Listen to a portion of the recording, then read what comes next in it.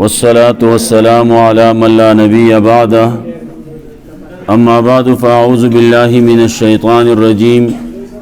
بسم الله الرحمن الرحيم إنا أنزلناه في ليلة القدر وما أدراك ما ليلة القدر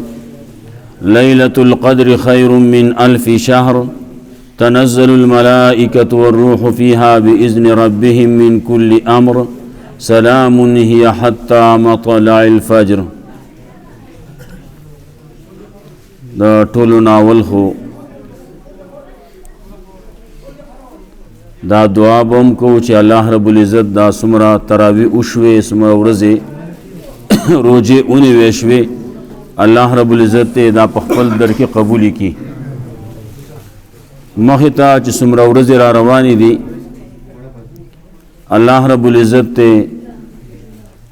په صحیح طریقې باندې د هغې د نیوو او د هغې د شپې د عبادت توفیق راکړي.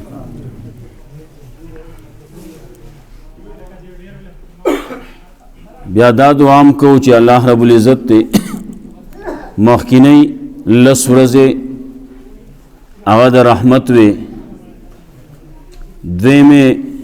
10 ورځې د مغفرت دي او ورپسې 10 ورځې هغه د ور نه د ازادۍ دي. روزه کې چې کوم فضیلتونه دي الله رب العزت دغه ټولې زمونږه نصیب کړي.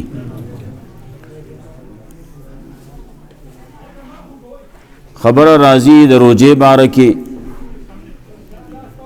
روزه چې کله رانږدې شي نو د هر یو مسلمان په زړه کې دا یو غمی یو فکری چې دا په صحیح طریقې باندې ونیوي شي، په صحیح طریقې باندې په دې کې عبادت وکړي شي. دا ورځې یقینا چې دا د سیزن ورځې دي، د بعض خلکو د پاره د سیزن د نیکی حاصلولو دي او د بعض خلکو د پاره د دنیا د ګټلو دي. بعض خلک پکې دنیا وګټي ولې د مسلمان هر یو عمل هغه د نیکی دی، د ثواب دی،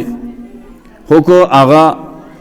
بعضې خبرې داسي چې هغه لوکوټې د هغې رخ بدلول غواړي. نو هر عمل چې ګورې بیا زمونږه د پښتنو ډېر کارونه داسې دي چې هغه د اسلامی اصول سره سمون خوري. رسول الله صلی الله علیه وسلم ته چې کله دا خلق پیش شو دی خپل طور طریقې پیش کړي چې دا زمونږه طریقې دي. نو د رسول الله صلی الله علیه وسلم ډېرې طریقې د دې داسې وي چې هغې خوښې شوې. پښتانه دي حیاناک خلق دی، بیا په دین باندې مهین خلق دی. نو کله چې روزه را نږدې شي نو د دې غم او فکر دی چې په دې کې عبادت وکړی شي او د دې دا روزه دا په صحیح طریقې باندې ونیوي شي. او د هغې یو ژوندی ثبوت هغه دا دی چې کله روزه شروع شي نو جماعتونه د منځګزارونه ډک شي. عام طور باندې چې په یو جماعت کې یو صفي نو بیا په هغه جماعت کې په روزه کې 3 صفونه او دغسې چې په کمې کې 3 ناغه شپږو ته او 9 ته ورسي. دا اصل کې د دې مسلمانانو بیا زمونږ د دې پښتنو د دې دین سره د روزې سره هغه مینه ده، د هغې په وجه باندې دا کېږي. کنې هلته کې هغه نور دي هغو نه چې تپوس وکې وایي روزه به نسې، وایي نه زه روزه نشم نیوی. بعضې خو وایي روزه جانې او پټان جانې. پټان پوښه، پښتون پوښه او روزه پوښه. نو چا دې تپوس کو پېشمني له پاسې وینا پېشمني نه پاس نشم پاسېدی دا شپې لکوډې لنډې غونته کېدي خوب پکې نه پوره کېږي نو پاسېدی نه شمه وی ښه نو تراویح به کې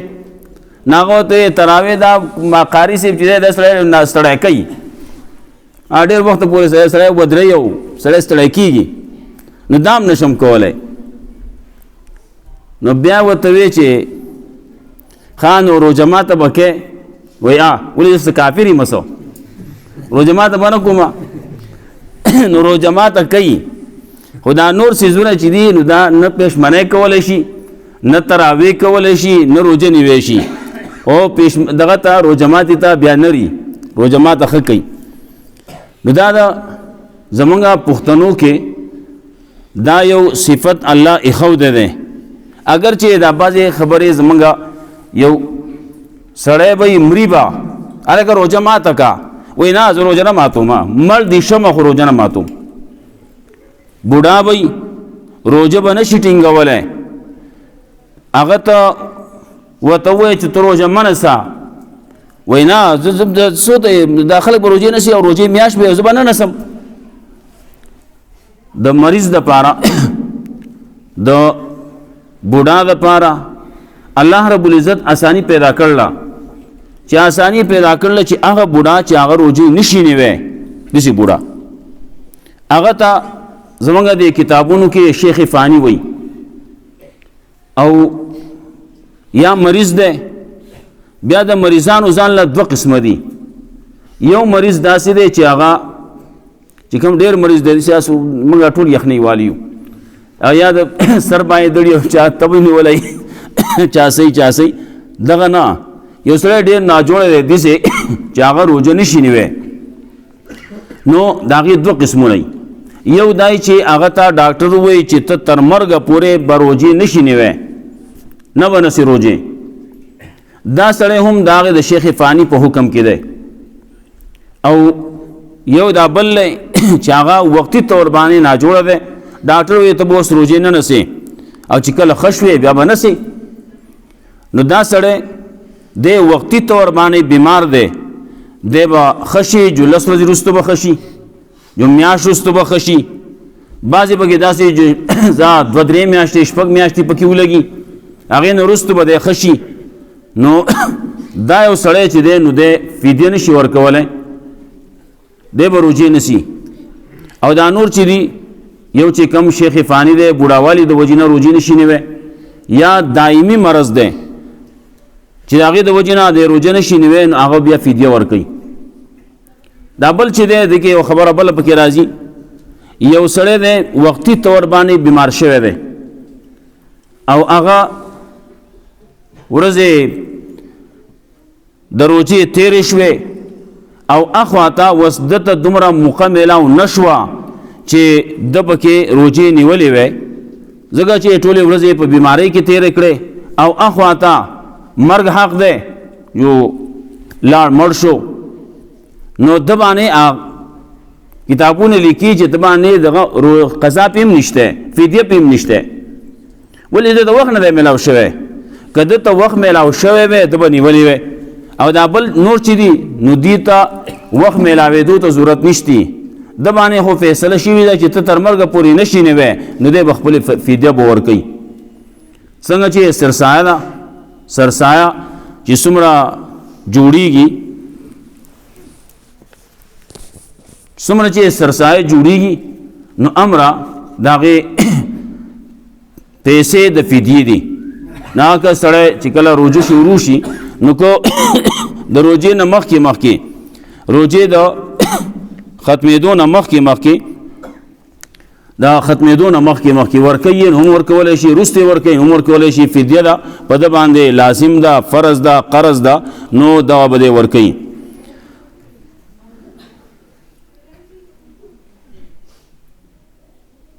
دریم خبر باندې پوه نه شوم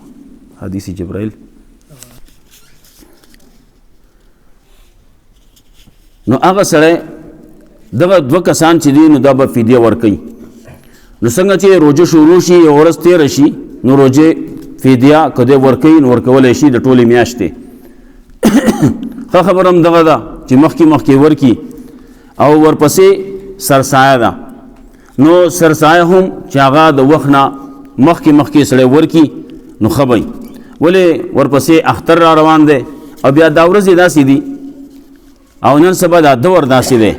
چې هر یو شی ګران شوی دی. خبره د ګرانۍ ده. بیا زمونږ علاقه عام د غربت ته ډېر کسان پکې داسې چې هغې ځان له روجمات نشي پیدا کولی، ځان له د پېشمني انتظام نشي کولی. بعضې خلک داسې چې هغه په لوږه باندې روجې نیسي او په لوږه باندې روجې ساتي او په لوږه باندې بیا بله روجه ورپسې یو ځای کوي او بس کوي پکې په هغې باندې روجه ماته شي یا چېرته څه شی میلاو شي په جومات کې یا په ځای کې روجه ماته شوه، خبره خلاصه شوه، اخوا ته بیا څه شی میلاویږي نه. او زمونږ د خلکو د عامو پښتنو خبره دا ده چې شرم هغه زمونږ د ټولو ډېر زیات دی. هر یو سړی شرمیږي، بل ته خوله نشي وازولی، ماله ته کور کې څه نشته، خلک وږي دي، زه وږی یم، څه مې نه دي خوړلي، ماله راکړه چې دغه وشي. نو دغسې تېرېږي. نو دا بعضې خبرې داسې چې دا د دې ادراک په خپله باندې کول غواړي. موږ خو په دې معاشره کې اوسېږو، ګرځو را ګرځو، نو چې موږ دغسې کسان په چم ګاونډ کې چې موږ معلوم کو د هغې سره مرسته امداد هغه پټ په پټه باندې وشي، پټ په پټه باندې وشي چې د هغې هېڅ چاته پته ونه لګي. رسول الله صلی الله علیه وسلم فرمایل چې په ښی لاس باندې ورکه چې ګس لاس ته پته ونه لګي چې څه ورکړلي. مطلب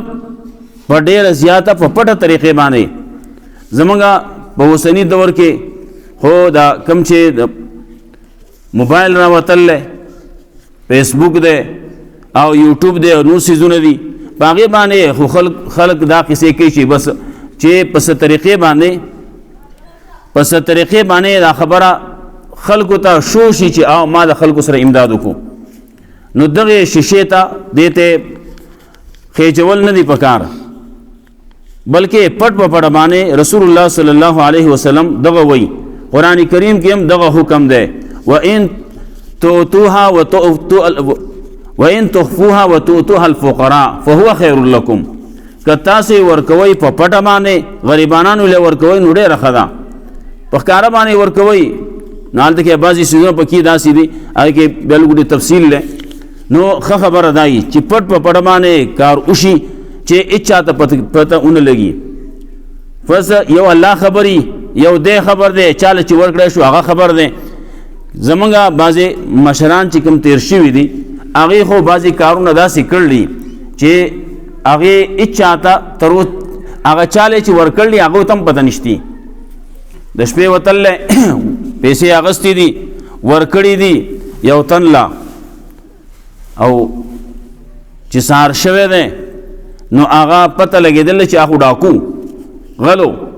هغه لی ورکړلي، نو زه تندي لی پړق را ورکړلی چې داسې چلو شو،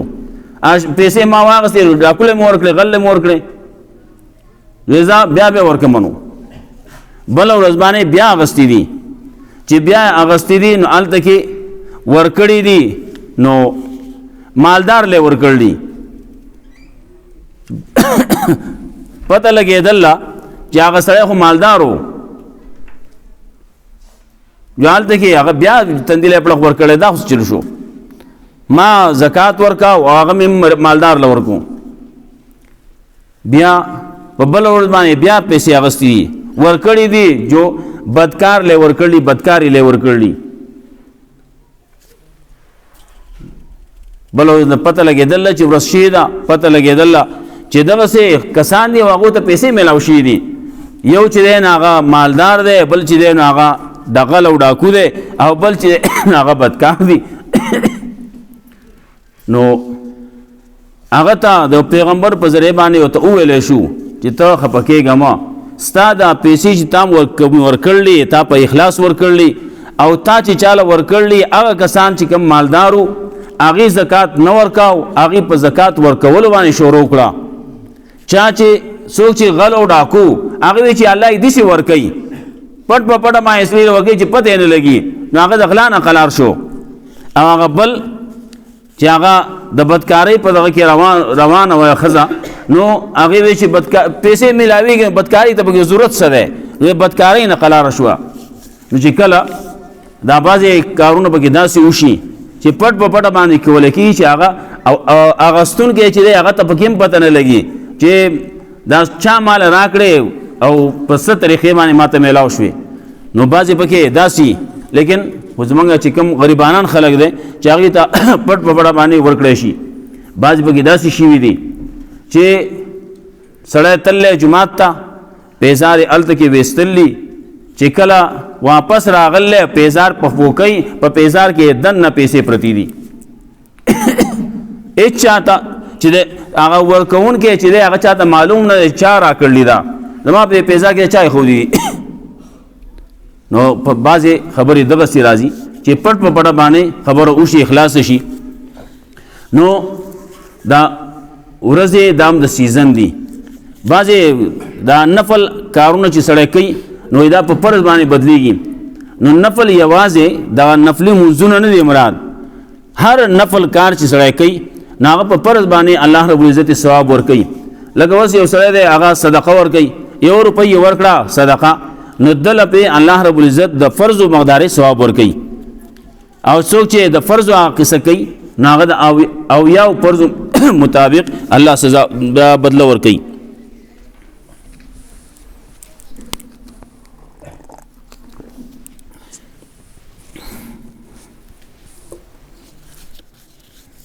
نو یو خو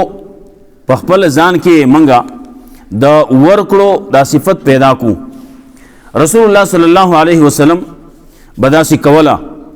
چې وړوکې هغه به عادت کاو په دې باندې چې د په ورکړو باندې عادت شي نو زمونږ په کورونو کې هم خلک واړی نو چې سره کور ته څه شی راوړي کله سره ټاپیانې راوړي پرمیټونه راوړي یو شی بل شی راوړي سپل فروټ راوړي ناغه ورکی وړوکی لا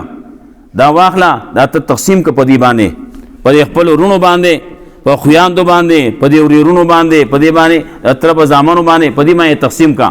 دی لور کا دا پلان کې لور کا دا پلان کې لور کا دا پلان کې لور کا او بیا رستو اغله پکې ورکی دا پکستا ستا پکې زیات شوزا ولې تبې خدمت وکړو نا به خوشاله شي هغه به د ورکړې دا خبره دا په زړه کې براشي د سینا چې تاسو ځان مولیان جوړ کړئ نو مولا چې دا زموږ په معاشره کې مولا بدنام دی او مولا وي سین په مخه کړو نو چا ورته وی مولوي صاحب لاس راکا مولوي صاحب لاس راکا غلاس نه ورکاو چا ورته وی الګه د ورکړو وای نه د دې نه کوي دته وا لاس واخلا نو چې لاس واخله چې هغه چې لاس واخله جلد یې زر عمله کړو لاس د لاسیونه راوي وستو ځان مولیان مر جوړوي او دا بعضې خبرې یې دغسې زموږ معاشره کې دغسې مشهوره ده میا مولا وایي د راکړې کور دی داسې وي داسې خلک وایي نو خلک وایي راکړه هر څنګه چې وایي تاسو وایي راکړې کور دی که نه موږ له دې راکړي داسې کور دی یا که موږ وله ورکو داسې کور دی پته نشته قصه خلک کوي بهرحال نو د سخاوت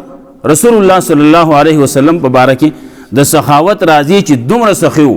چې دا هوا چې کومه چلیږي که نه دا په هر طرف باندې ځي رسول الله صلی الله علیه وسلم د دې هوا نه زیات د هوا نه زیات سخیو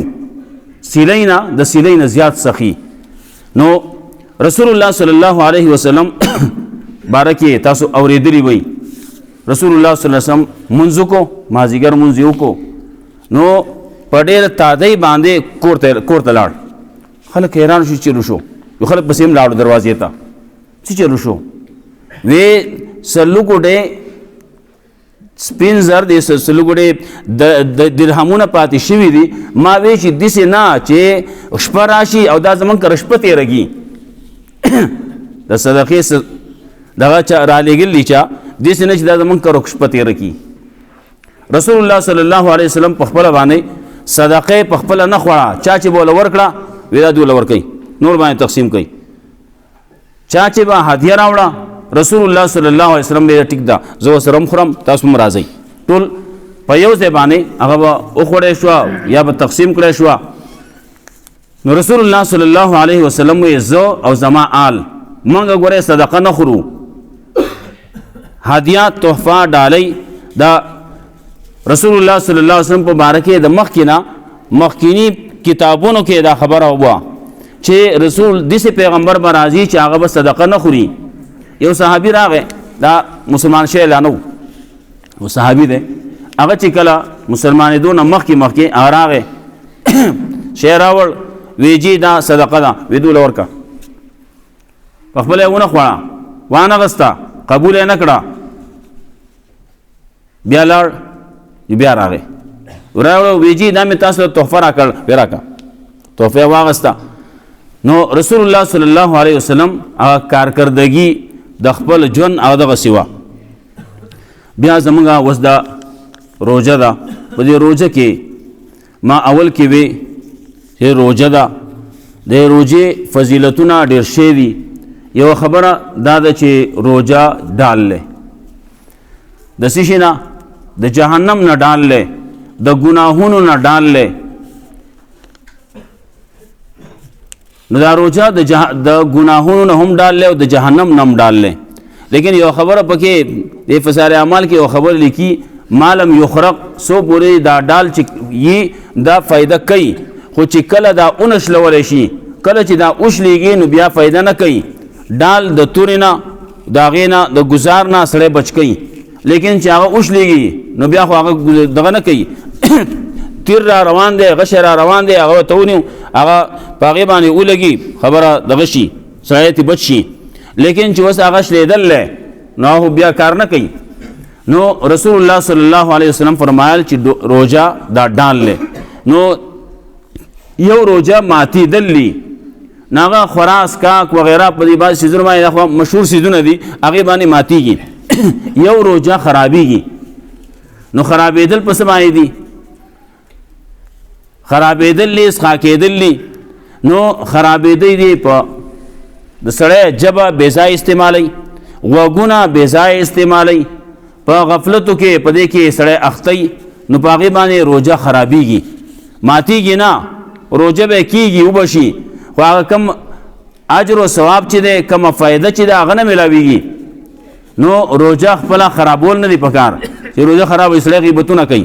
سړی کنزل کوي، ژبه بې ځای استعمالېږي غیبتونو کې. نو خلک لګیا دي غیبتونه کوي په مخه باندې زمونږ په دور کې څوک په لاس باندې هم غیبت کوي دغه سره دی په دې کې ولیکي لګیا دي ډېر قصې دغسې روانې دي. څوک یو پسې لګیا دي څوک بل پسې لګیا دي او نو غیبتونه نه دي پکار. غیبتونو نه چې روژه پې خرابېږي د هغې نه ځان ساتل پکار دي. او د غیبتونو باره کې بعضې خبرې خو ډېر شوی دي. قرآن کریم کې الله رب العزت وایي ایحب احدکم ان یاکل لحم اخیه میتا فکرهتموه. څوک دا خوښوي چې خپل مړ ورور غوښه دې وخوري؟ نه خوښوي. نو چې نه خوښوئ تاسو دا نو د بل سړي غیبت مه کوئ. غیبت نه ځان ساتل پکار دي. غیبت ته چغلي ده. چغلي داسې شی دی چې دا دوه ورانئ، یو ته وایي داسې ته ووایې بل ته وایي داسې ته ووایې. دا دواړه په منځ کې ورانئ، کله قبیلې په منځ کې ورانئ، خاندانونه ورانئ. نو په دغې باندې رسول الله صلی الله علیه وسلم وفرمایل لا يدخل الجنة قطات. دا چغل خور سړی دا به جنت ته نه ځي. اگر چې بیا وروستو سب کې تفصیل پکې شته لیکن حدیث دقه دی چې لا يدخل الجنة قطات. جنت ته به چغل خور سړی نه ځي. یو نه خبره اخلي بل ته رسي بل نه اخلي بل ته رسي. ها اوس دوه تنه وران دي د هغې په منځ کې روغ راوستل غواړي او دلته کې درته وایي هغه خو ستا صفت کو، هغه به صفت نه یې کړی، هغه به کنزل کوي، بدې ردې به وایي. د دې جرګمار چې که نه چې کوم جرګې کوي او دی دا خبره روغی نو وایي هغه خو موږ ته هغه خو داسې خبرې کولی چې دا خو زما رور دی او دا خو داسې دی او دا داسې دی او ډېر ښه سړی دی خو منځ کې واقع راغله خبر راغله چې ورانه شي ده نو زه ځان له خپه یم پې هغه خو یې داسې خبرې کولې هغه به هلته کې لګیا کنزل به کوي. نو خو دا کم سړی چې دا خبره روغی نو هغه په دغه ځای کې دروغ وایي. نو پیغمبر صلی الله علیه وسلم وی خیر دی دا بعضې خبرې چې دی دروغ وایي دروغولو دپاره نو خیر دی دغه کولی شي د خیر دپاره چې کله سړی چغلي کوي نو خیر دی کوي دی. بهرحال دا روژې خبره مې کوله چې روژه خرابېږي په بعضې څیزونو باندې چغلي ده دارنګې ګانې بجانې دي په هغې باندې روژه خرابېږي داسې نه چې روژه پې ماتېږي نه یو ماتېدل یو خرابېدل دي نو روژه خراب شي چې روژه خراب شي نو هغه کار بیا نه کېږي کوم شی کېدل پکار دي په هغې باندې نو د ګانو بجانو نه او د دغې څیزونو نه غیبتونو نه چغلۍ نه د دې نه ځان ساتل پکار دي.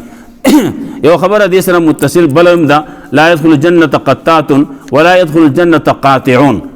کم چې قاطع دی کم چې صله رحمي کټ کوي خپلولي کټ کوي ورانې کوي نو دغه ورانې کوونکی چې دی نو دی به جنت ته نه ځي. لا يدخل الجنة قاطعون پیغمبر صلی الله علیه وسلم صفا خبره کړله اخوا ته بیا پکې مولیان لګیا دي څه پکې خبرې پکې کوي او جدا خبرې دي لیکن رسول الله صلی الله علیه وسلم چې کومه خبره کړله نو هغه وایي چې څوک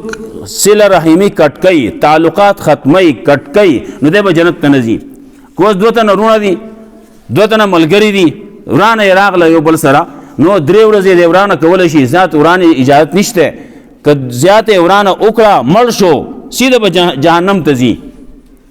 نو دا بعضې خبرې داسې چې ځان په دې کې شرمېدل نه دي پکار سړی شرمېږي روغ زه په ده باندې وسلام کوم زه سره لاس میلاوم زه سره روغه کوم دې کې زما بېعزتي ده نه بېعزتي پکې نشته. د یو معاشره کې یو وروڼه یو خپلولي ده غم خادي ده په دې کې دا کیسې خبرې پکې نه پکار سړی به بل سړي سره لاس میلاو کړي هغه سره بره ګړو کړي په دې کې به د څه کمزوری به شي او دی به څه بېعزته شي. بهرحال خبره ده چې د دغې خبرو نه هم د دغې ورانو نه د دغې تعلقاتو ختمولو نه خرابولو نه هغې نه هم ځان ساتل پکار دي. بل دا روژه چې ده نو روژه چې کله راغله لاړه ووته رسول الله صلی الله علیه وسلم فرمایل او جبرئیل علیه السلام هم دا خبره کړې وه چې هغه سړی دې تباه شي چې روژه په هغه باندې راغله روژه پې تېره شوه او ده پکې دومره عبادتونه کو چې دی پې بخلی شوی وی. نن سبا په د میډیا دور دی هر سړی فیسبوک او دا شیونه استعمالی بعضې خلک دي هغه دا بعضې چې کوم بېدینه خلک دی هغه د سره اورېدل نه دي پکار نو یو تن پکې داسې دی وایي د روژې نوم د سره نشته د پیغمبر صلی الله علیه وسلم په دور کې د روژې نوم د سره نشته دا په دور کې نه میلاویږي وایي دا خو وروستو عمر رضی الله تعالی عنه ډېر زمانه وروستو اووه کاله وروستو بیا دا تاریخ یې جوړ کړو او دا میاشتې نومونه یې مقرر کړو او دا یې کړو روژه پکې وروستو هغې کې ولیکله روژه پکې د سره روشتی نه رمضان پکې شتی نه د سره نو هغه د روژې نه انکار کوي نو دغه بېدینه خلک یي نو اورېدل یې نه دي پکار. بعضې پکې داسې دي هغه به وایي تراویح نشته څوک به وایي تراویح شته موږ یې منو خو نه تراویح چې دي نو هغه اته رکاته دي. دا ټولې خبرې داسې چې دا سړی د نیکۍ نه منع کوي نه نیکۍ نه منع کېدل نه دي پکار. دا سړی ثابته شپه لګیایي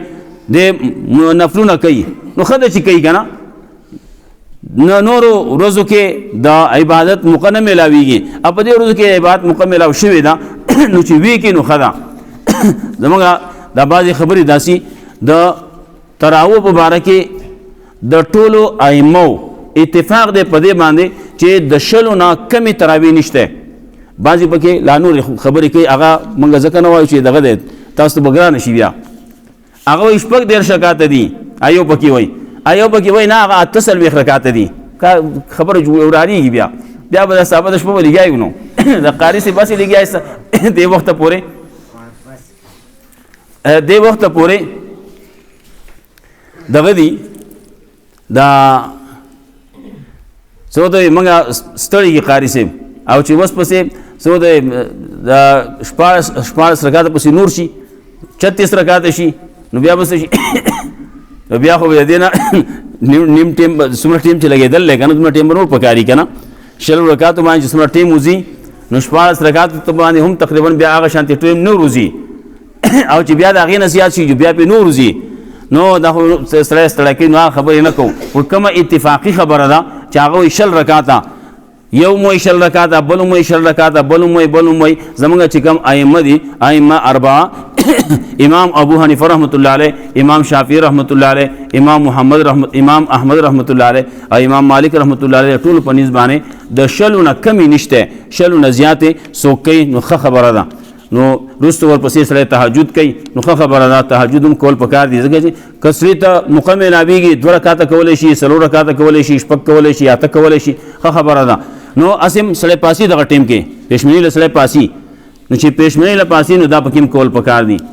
نو خبره مې کوله چې رمضان میاشت په سړي باندې راغله تېره شوه او د ده پکې بخښنه ونه شوه، دا سړی تباه شي. جبرئیل علیه السلام خیرې کړلی نو چې موږ څوک او پیغمبر صلی الله علیه وسلم په امین ویلی د دغه خیرونه موږ ځان بچ کو، عبادتونه وکړو او په الله باندې ځان مناو کو چې د څومره کارونه چې دي د قرآن او د سنت نه خلاف، د دین او د شریعت نه خلاف، د هغې نه موږ ځان بچ کو او موږ چې کوم لیسټونه پیش کیږي هر ماسخام الله رب العزت د طرف نه معافي کولی کیږي او خلک د جهنم د لیست نه ویستی کیږي او جنت په لیست کې لیکلی کیږي. نو الله دې کی چې موږ مخکې نه په جنتیانو په لیست کې یو که نه نو چې په دې میاشت کې الله رب العزت ته زموږ د ټولو هغه نمونه د جهنم د لیست نه کټ کی او الله دې موږ جنت والا لیست کې شامل کی. نو دا میاشت رسول الله صلی الله علیه وسلم چې کله منبر ته خطو نو دا 3 پړوي وي هغه چت بکېناستو آپ چا که دغه لیدلی پړوي ډېرې څه دغه ډېرې چت دي، دا منبر ډېر دنګ دی، ډېرې سیړۍ دي پکې ډېرې پړوي دي. نو په دغه پړوو باندې چې رسول الله صلی الله علیه وسلم یو خپه کېښوده نو امین یې ویلو، بل باندې چې کېښوده امین یې ویلو. نو یو کې دغه خبره وه چې رمضان په سړي باندې راشي او تیر شي د ده بخښنه پکې ونه شي دی تباه شي، او بل هغه سړی چې هغه مور پلار دواړه یا یو تن د بوډاوالي په حالت کې بیا مومي او دی د هغې دومره خدمت ونه کړي چې دی پې جنتي شوی وی نو دی دې هم تباه شي. جبرئیل علیه السلام خیرې وکړې، پیغمبر صلی الله علیه وسلم پې امین ووی.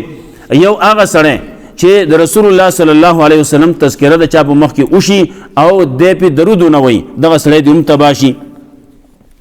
نو په کار موږ له دغه دي چې د رسول الله صلی الله علیه وسلم باندې موږ درود شریف وایو. زموږ د تبلیغیان حضرات وایي 100 پیرې سحر او 100 پیرې ماښام، دغه چې موږ 100 پیرې دغه هم وایو، استغفار هم وایو. نو درود شریف پر رسول الله صلی الله علیه وسلم باندې وایو، دا هغه چې څومره موږ باندې احسانات دي نو دا درود شریف چې موږ وایو نو هغه ته دومره فایده نشته، فایده موږ ته ده. ولی رسول الله صلی الله علیه وسلم فرمایي څوک چې یو پیر درود شریف وایي نو الله پې 10 رحمتونه کوي. ما یو پیر ویلی الله طرف نه 10 راځي، کم از کم 10، نو چې 10 راځي نو خبره فایده زما ده، دا نه چې پیغمبر ته فایده کیږي، پیغمبر ته فایده هغه به یي الله رب العزت د هغه په درجاتو کې نور اوچتوالی راولي، لیکن زیاته فایده چې ده نو هغه زما استاده چې څومره موږ درود شریف زیات وایو نو د هغه دپاره به یو خو دغه فضیلت دی، بل دا چې رسول الله صلی الله علیه وسلم د هغه سره د جنت لوز او د جنت یو ځایوالي خبره کوي. یو هغه سړی چې هغه استغفار ډېر ډېر وایي نو پیغمبر صلی الله علیه وسلم فرمایل توبه خوشحالی ده د هغه چا دپاره لمن وجد فی صحیفته استغفارا کثیرا، د چا په صحیفه کې چې استغفار ډېر وموندی شو د هغه سړي دپاره خوشحالي ده، د هغه دپاره خوشخبري ده. نو چې موږ استغفار ډېر ډېر وایو، هر وخت کې سړی لګیا دی په لاره باندې روان دی، هېڅ کار نشته نو استغفار دی وایي، بل څه ذکر اذکار دی کوي نو دغه ذکر اذکار باندې فایده میلاویږي چې موږ یو دغه کوو. بیا بله خبره ده چې اوس یو څو ورځې وروستو د خبره د اعتکاف را روانه ده، نو اعتکاف هغې دپاره چې موږ ځان څه